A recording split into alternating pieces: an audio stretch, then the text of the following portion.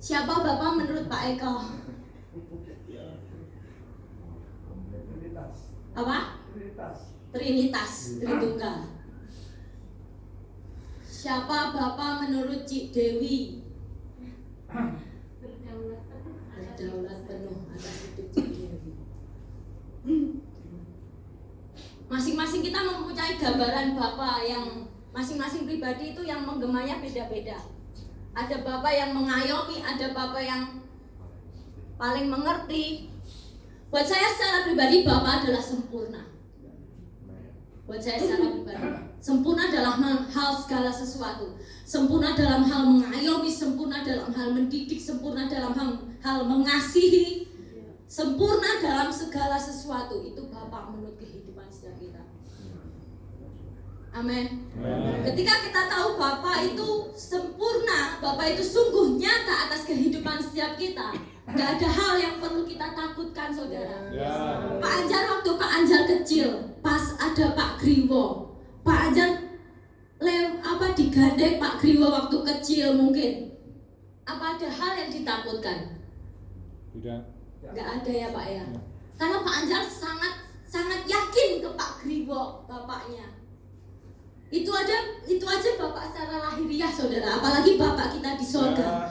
Apalagi Bapak kita di surga benar-benar sempurna atas kehidupan setiap, gak terbatas. Kasihnya itu sungguh nyata atas kehidupan setiap kita, saudara. Amin. Ketika kita tahu bahwa kita memiliki Bapak yang sangat mengasihi kita, tidak ada hal yang perlu kita takutkan. Tidak ada hal yang perlu kita khawatirkan. Bapak kita 24 jam sama kita. Mungkin Bapak jasmani kita udah gak ada sama-sama kita gitu. Tapi Bapak di sorga itu terus ada bersama dengan kita, saudara. Amin. Orang bilang kita anak yatim ya Mas ya. Tapi kita sebenarnya nggak yatim karena kita ada Bapa di sorga yang terus ada sama-sama dengan kita. Amin. Jadi Bapak itu detail dengan kehidupan kita. Dia sangat mengasihi kehidupan kita. Apa hal yang perlu kita takutkan, saudara? Sebenarnya nggak ada. Cuma kadang-kadang pikiran kita saja yang melihat banyak celah, banyak takut, banyak khawatir.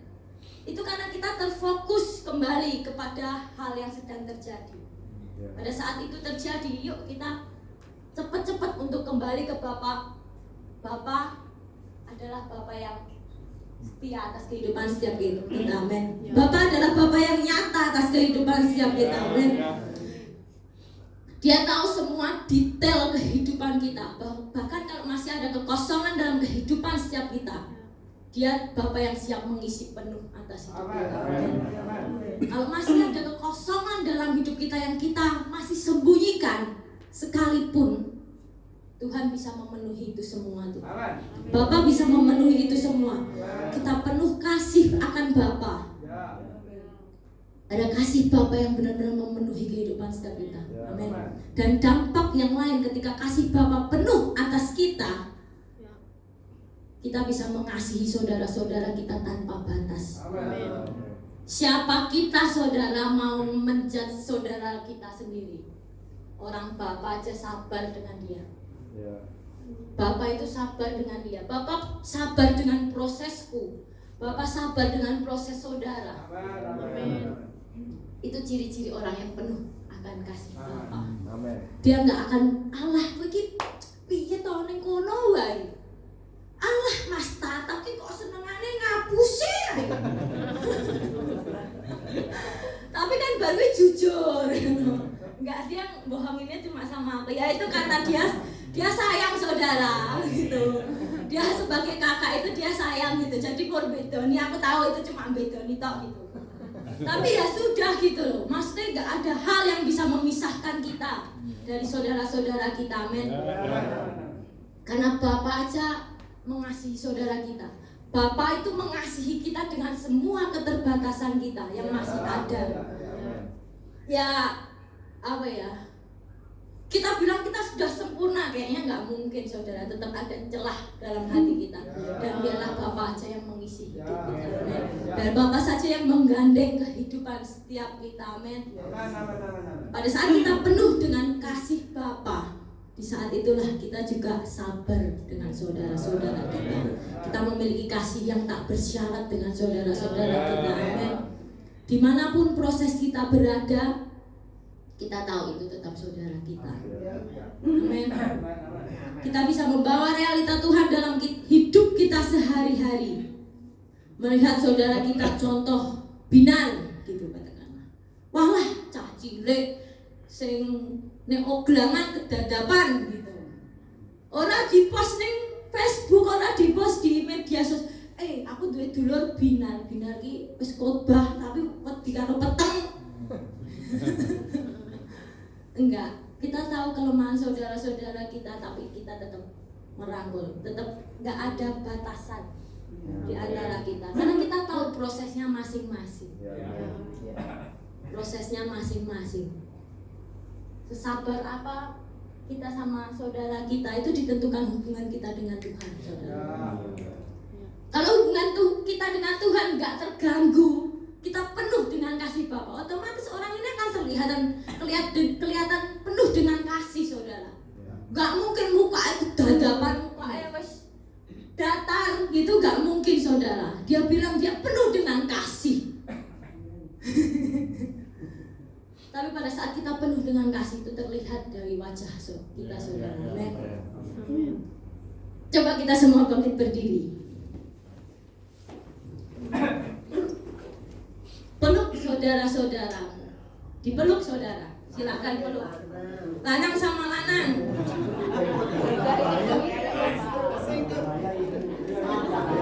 Yang penting ini benar-benar kasih. Ini benar-benar kasih. Katakan aku mengasihimu, Tuhan mengasihimu. Aku mengasihimu, Tuhan mengasihimu. Katakan aku mengasihimu, Tuhan mengasihimu. Semua. Gak apa-apa, take time. Ambil waktu, saudara, ambil waktu. Aku mengasihimu, Tuhan mengasihimu. Aku mengasihimu, Tuhan mengasihimu.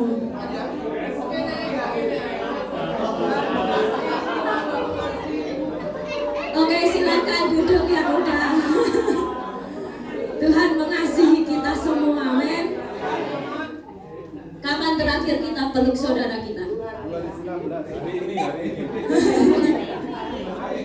Kapan terakhir kita peluk saudara kita?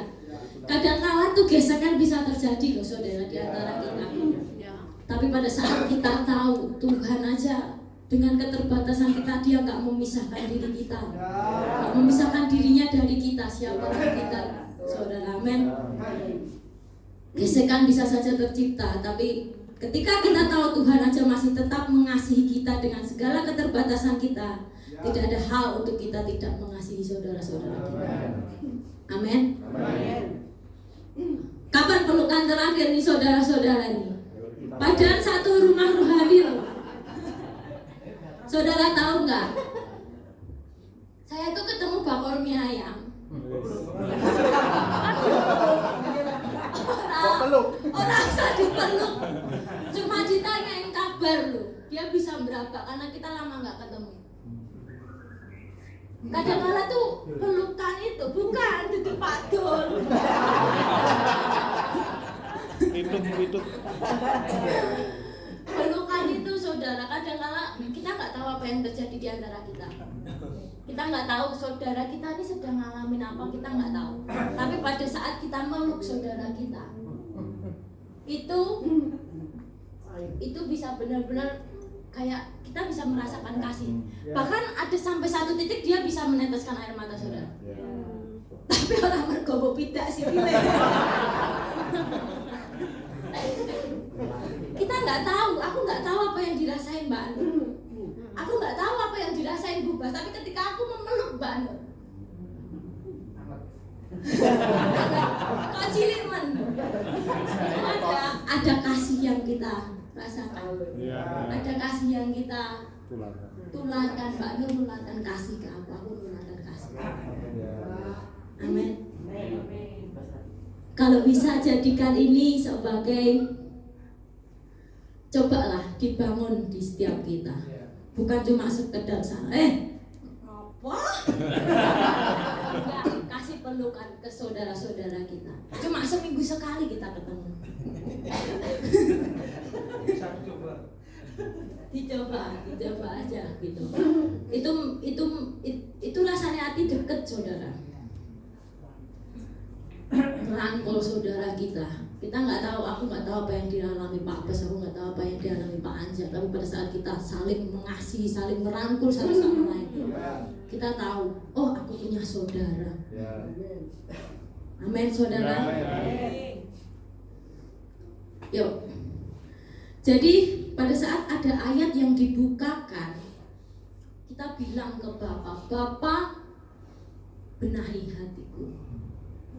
Nggak usah sibuk untuk kita lihat orang lain, tapi pada saat ada ayat yang dibuka, Tuhan benahi hatiku. Kalau aku masih rasa ada gesekan terhadap saudaraku, kalau aku masih rasa ada kok nggak enak di hati, Tuhan benahi hatiku. Tuhan itu sungguh sabar dengan kita, saudara. Dia Bapak yang benar-benar setia atas kehidupan setiap kita. Amin. Saya beruntung, termasuk beruntung punya papi yang sangat merepresentasikan Bapak di surga. Terlepas dari ada kelemahan, pasti masih ada kelemahan. Tapi saya bisa benar-benar melihat Bapak itu di dalam kehidupan papi itu. Bapak yang sungguh sabar itu ada atas kehidupan saya gitu. Dari papi gitu. Jadi itu membuat saya tuh mudah sekali untuk melihat Bapak di surga. Papiku tuh sabarnya kayak apa tuh, saudara, sama saya gitu. Sama Kak Bagus, Kak Bayu juga sama. Wong ada masanya di mana saya benar-benar suka main pit wae tak ganti kenal pote gitu. Sampai melewati Gang Budi Surayam tuh tak tuntun sih lo sampai sana. Aduh, bocah dengan bocil gitu. Tapi papi itu sabar banget. Dan saya beruntung, itu membuat saya dapat melihat Bapak. Terlepas dari kelemahan saya, proses saya itu waktu itu saya masih ada di proses itu, saudara. Tapi papi sabar terhadap kita. Papi sabar terhadap saya gitu. Dan itulah yang terjadi Bapak di surga, saudara.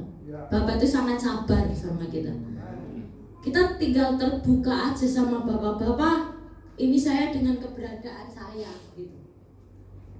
Dia tuh sabar. Jadi kalau kita ada kelemahan, ada keterbatasan, jangan bilang, "Halah, aku gak pantas deketin Tuhan." Malah kita lari ke hal yang lain. Enggak, saudara, kita bisa datang di hadapan Tuhan dengan korban Kristus.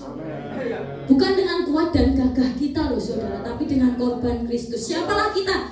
Kita kalau udah melanggar satu hal aja itu udah titik nodal. Kalau kita mau dengan kekuatan kita sendiri.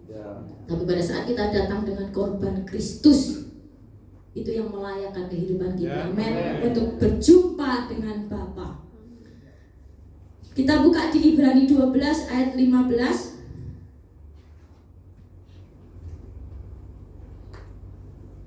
Ibrani 12 ayat 15.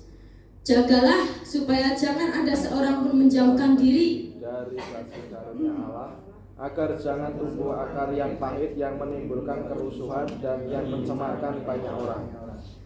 Saya terberkati dengan khotbah di GPI berdoa waktu disampaikan Pak Dion ada buka ayat tentang ini gitu. Janganlah